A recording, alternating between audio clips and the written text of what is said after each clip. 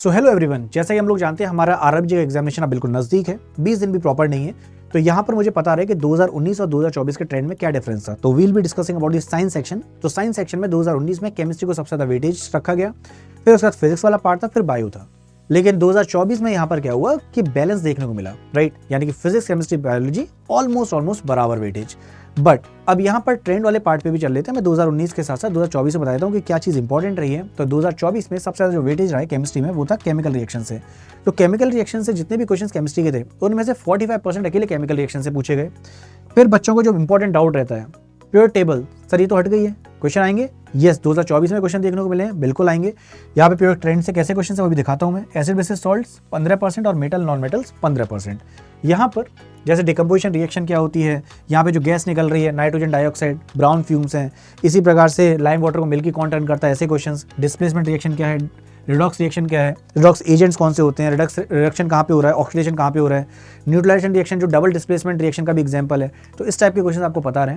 अब जैसे आपकी सॉल्वे प्रोसेस है, राइट, ब्राइन क्या होता है, ब्राइन सॉल्यूशन बेसिकली क्या है, ये क्वेश्चंस। पीरियोडिक ट्रेंड्स के एटॉमिक रेडियस कहाँ पे बढ़ रहा है, कहाँ पे घट रहा है, कहाँ पे इलेक्ट्रोपॉजिटिविटी बढ़ती है, इलेक्ट्रोनेगेटिविटी कहाँ बढ़ती है, वो जिगजैग लाइन क्या होती है ना, ब्रिज एलिमेंट्स कौन से हैं, ऐसे क्वेश्चंस आपके एग्जाम में पूछेगा।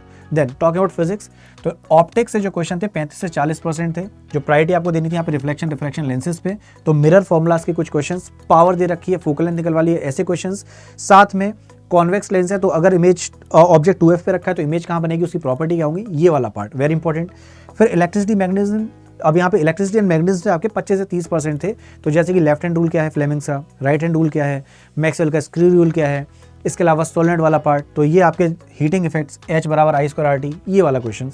इसके बाद मैकेनिक्स के आपके 15 से 20%, तो इसमें लॉज ऑफ मोशन और ग्रेविटेशन वाले पार्ट से क्वेश्चन थे, राइट।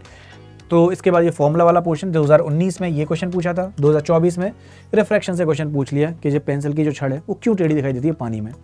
देन तो ये आपका मैं बता ही चुका हूँ कि ये वाला जो पोर्शन था, तो मास कांस्टेंट रहता है, जो वेट है ये कैसे वेरिएबल होता है, तो ये वाला पार्ट। बायोलॉजी में ह्यूमन फिजियोलॉजी सबसे ज़्यादा, देन रिप्रोडक्शन, उसके बाद genetics and evolution. So this are very very important. इसके बाद हम लोग गाइस आगे बढ़ते हैं और यहाँ पर देखते हैं। तो जो ऐसे रिप्रोडक्शन से बहुत क्वेश्चन थे, budding, binary fission, vegetative propagation, ये क्वेश्चन 2024 में बहुत काफ़ी पूछे गए हैं।